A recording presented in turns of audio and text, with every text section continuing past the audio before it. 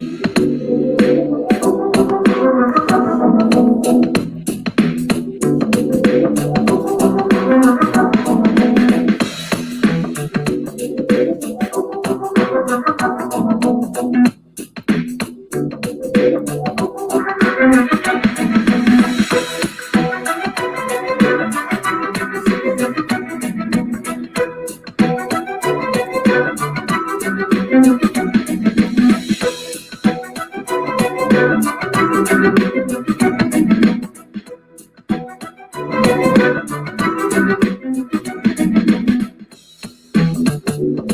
morning, Black family. This is Mike, Super Mike, Super Mike. Press that thumbs up button. Press it, press it, press it, press it, press it, press it.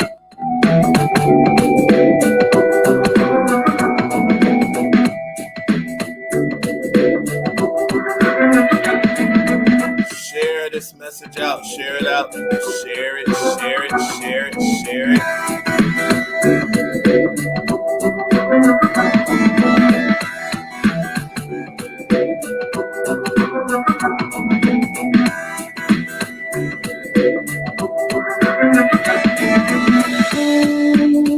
Yeah, I'm a day late on this message, but whatever. I am a day late.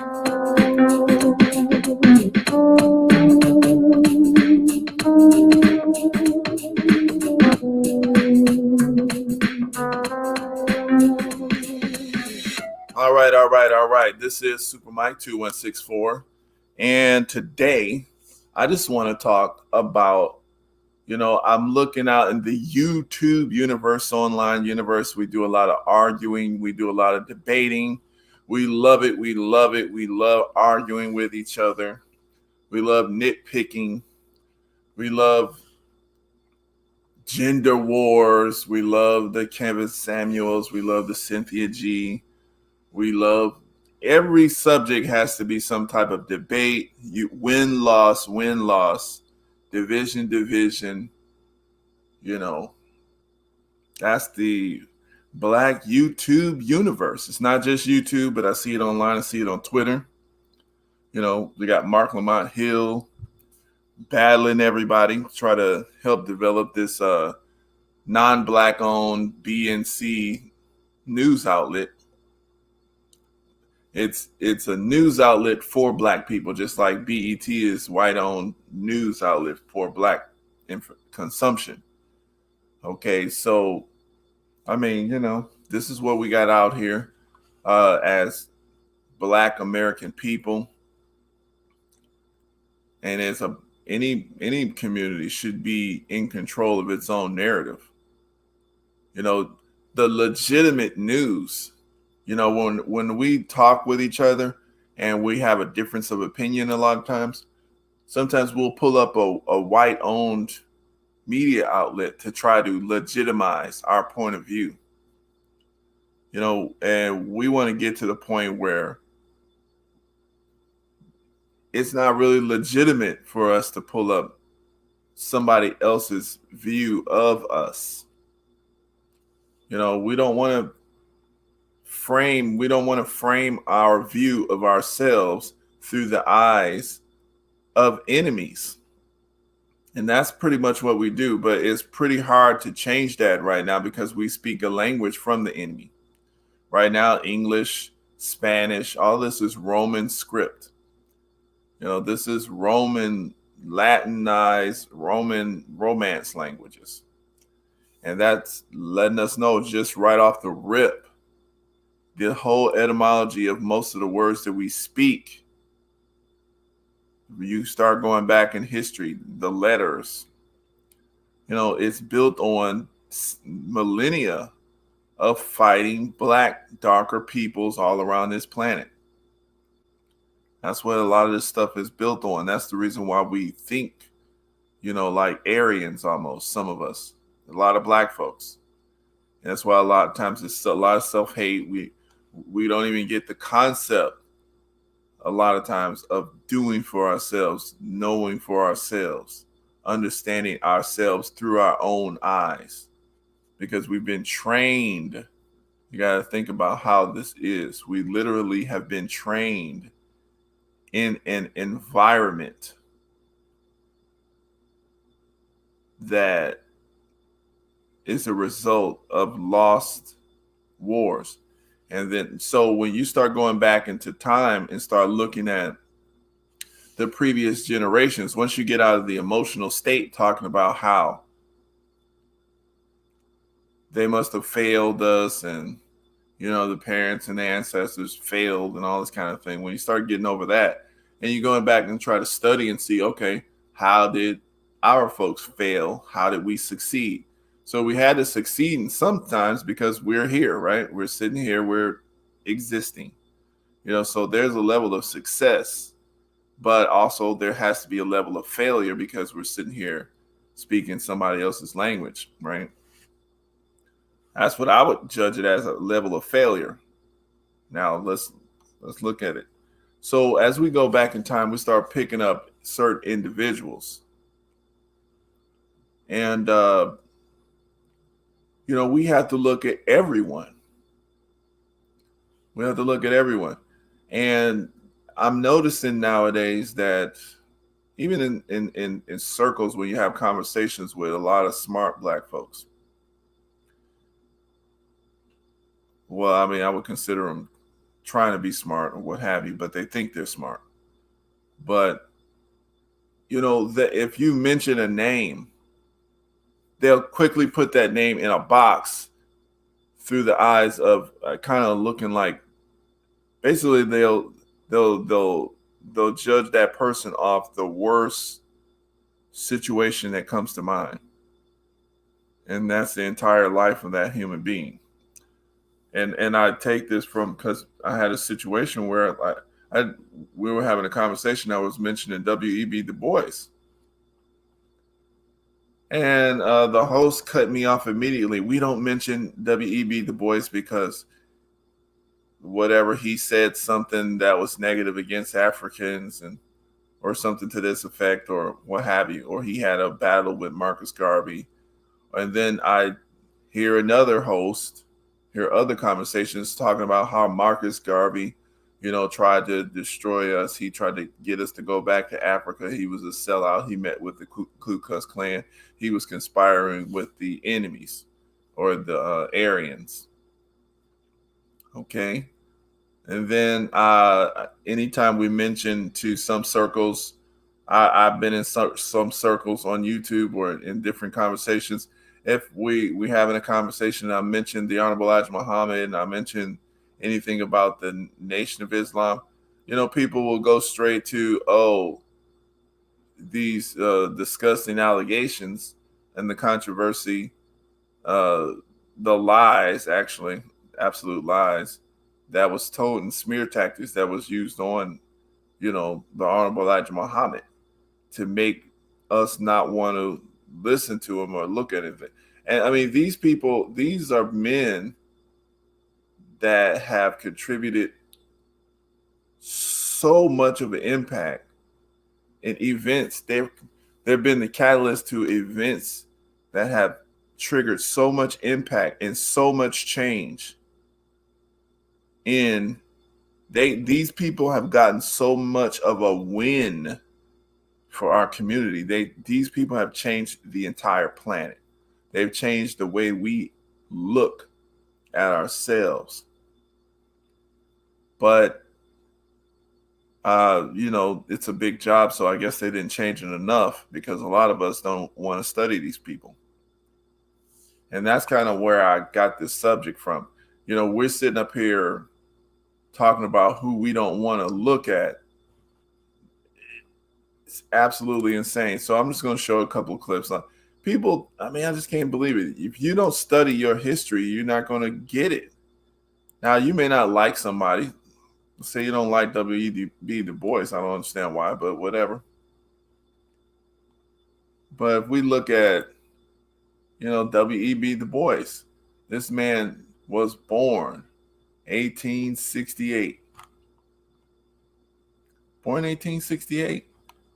Passed away 1963. The man was almost 100 years old. He was an intellectual. He was a scholar. he was involved in so many different things in his life. He was a teacher. Do you know how much knowledge and wisdom? Of course, he's going to have made mistakes. Of course, he's going to have taken wrong positions. He could have been a sellout sometimes, like even like a John Lewis. Or now, when we look at history, it's important if we're going to be, if we're going to try, you look at your history so you can not only get a view of yourself, but you can take from the best and from the most intelligent things that you can find, even if they were bad. Let's say W.E. Du Bois was a complete sellout from birth to death, complete sellout. He did grow up around white people, up in Massachusetts, up north. But let's say the man was completely anti-black. He hated black folks, which was not true, but let's just say that. You would still be able to look at this man's life, look at his writings, and see the results of it, and you could teach about him in history in a fair manner, and still learn from his failures. So you can do that, as a historian, as a person, a student of history. We don't have the real right to judge sometimes. We can judge, but I'm saying sometimes we put it past ourselves to really judge in a clear way how we would have been in this period of time, because we didn't live in that period of time, and we don't really understand the true culture at those moments. So if you're dismissing a life of W.E.B. Du Bois, he gave us the Crisis magazine. This man, he was instrumental in literally shaping the minds of the people. And he did it at that time based on the culture that he judged. He did it, and he was radical enough, and we still can look at the records that he left, and we can make our judgments based upon firsthand documents that this man left. This is a great contribution to our history here. This is a record. This is an authentic record by Black people of historical situations and documents. This is something that we can point to, that, this is the eyes of a Black person looking at the situation in the world at that time, giving his opinion. This man gave his opinion. One of the biggest tasks awaiting the energetic and intelligent actions of the American socialists is our great Negro problem. This is in 1910. Okay, we're still talking about stuff like this, but what do we don't call it? What don't we call it? We don't say Negro anymore. Why is that? Okay, we can get to that later. It is by no means disposed, so W.E.B. Du Bois was doing what he thought. This was the culture. Negro was cool. America. So here's something interesting. But we must recognize, for it is of primary importance, this new and violent spirit which is growing in America under pressure of the Negroes from within and the yellow races from without. Because who's the yellow races? The Asians. They were coming in. So you can't throw a W.E.B. Du Bois away. I don't care what kind of coonish stuff he did. You cannot throw this man's works and life away. We don't have the luxury of doing stuff like that. We don't have the luxury of dismissing entire lifetimes of historical documentation, firsthand documentation, because somebody was a coon or something. from our perspective. We can't do that. So just like I hear people dismissing the Honorable Elijah Muhammad, you can't do that if you're going to be intelligent. Look at this. This is Muhammad Speaks. The language changes here. Look what it says. It says plan to build black bank, not Negro bank.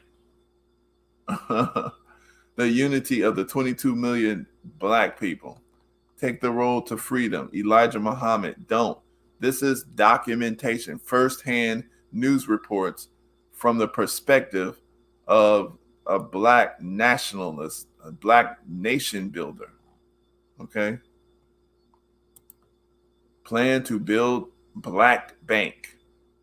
This is a Muhammad Speaks newspaper, September 11th, 1964. Up, you can accomplish what you will. This is from Marcus Garvey. He was pushing it on. He was pushing on the Marcus Garvey philosophy. U.S. backs Lumumba's murderers. See? So this is documentation here. U.S. backs Patrice Lumumba's murderers. And you're going to dismiss the Honorable Elijah Muhammad because you think you're mad because of a Malcolm X controversy or some lies that was told from a specific situation, and then you call yourself intelligent, but you want to dismiss an entire lifetime of work, a global changing work.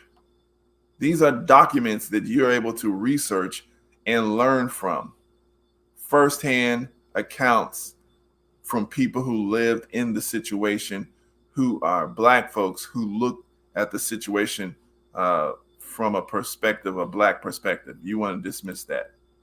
This is the type of thinking and conversations that we have nowadays. The original black people. From right here, this here settles so many debates, so many fake debates that black folks are having right now. You know, we want to pretend. Oh, that's cool. I didn't know I could do that. Memo from the deaths of Muhammad to the original black people. Black is original people. This is where black comes from. This is the reason why we start calling ourselves black. We stop calling ourselves Negro. To the original black people, in the name of Allah, the Beneficent, the Most. You may not like that. Original black people of North America and the world. There is much to talk. There is much talk, both good and bad, going on these days about ending of the world that we now live in. The white race is losing their divine power to rule the world of the original man. It is very easy for us to see and understand that throughout the world, there's unrest among the original black people. So this is the reason why we call ourselves black. It's not about all this other stuff that we come up with. This is talking about the original people of the planet.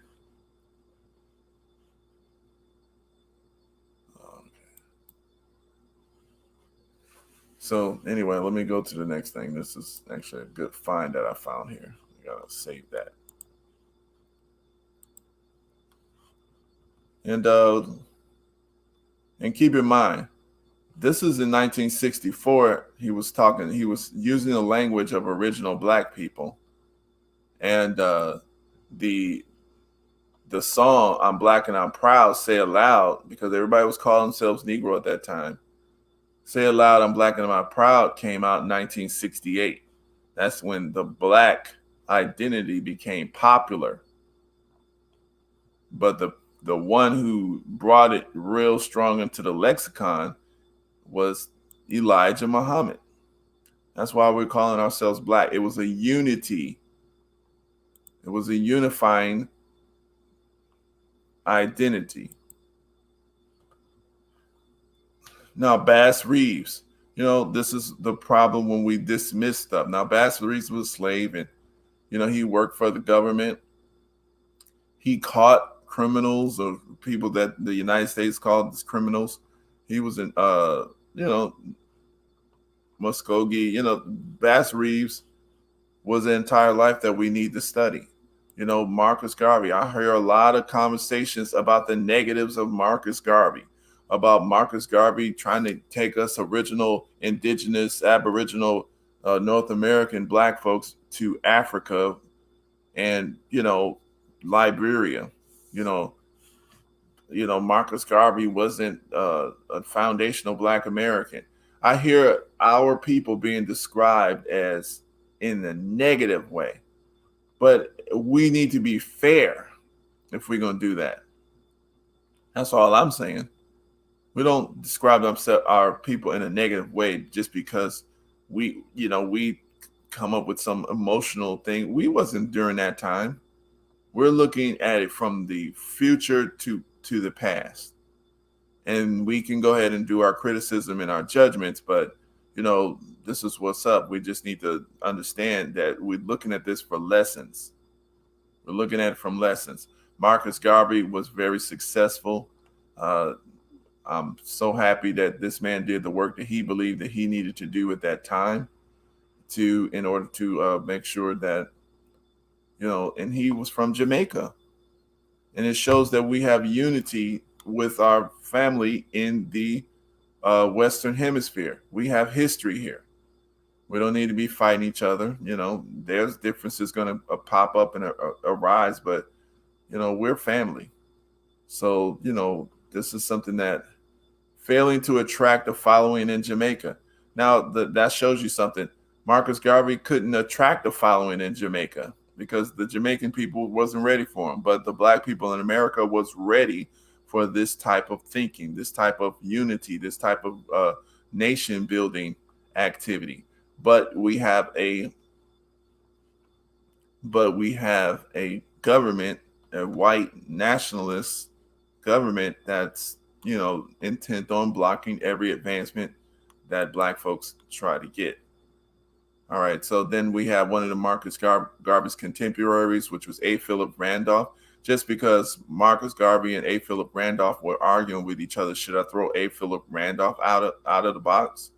No, I'm going to study A. Philip Randolph. I want to study what A. Philip Randolph was thinking, what drove him, why, what was he doing? He did other things besides he taught us how to build unions. This 10,000 men named black men named George was a very good movie. You should check this out. This was A. Philip Randolph, establishing the unions. So it was way more than just the controversies that we want to describe our historical figures in. These were firsthand accounts. These men changed the world. These people changed the world. And we can't afford to throw anybody away. We look real foolish throwing work. We look real foolish throwing work that in entire lifetimes of work that black folks did, because we're going to throw that away because some controversy that the white media or some just ignorance has defined these people in. It's absolutely insane. It's dumb. Yeah, we can't be doing that. So this is kind of yeah.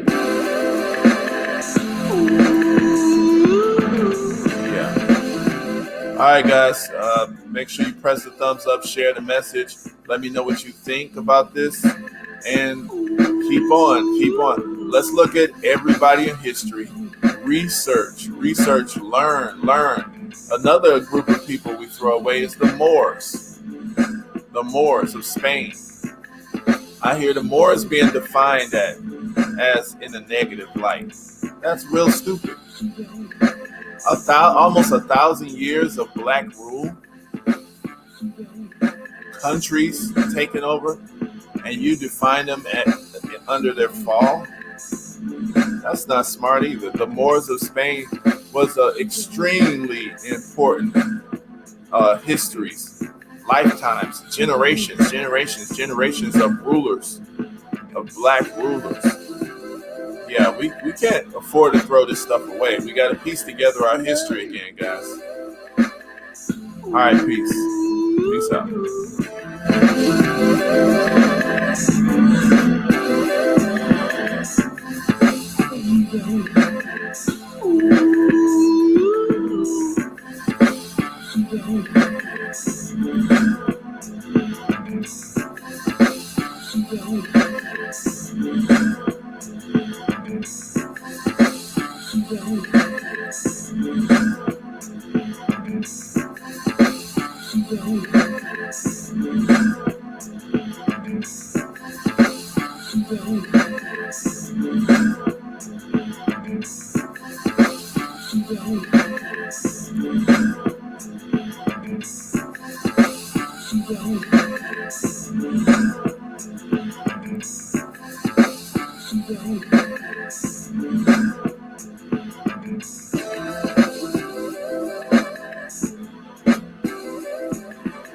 No.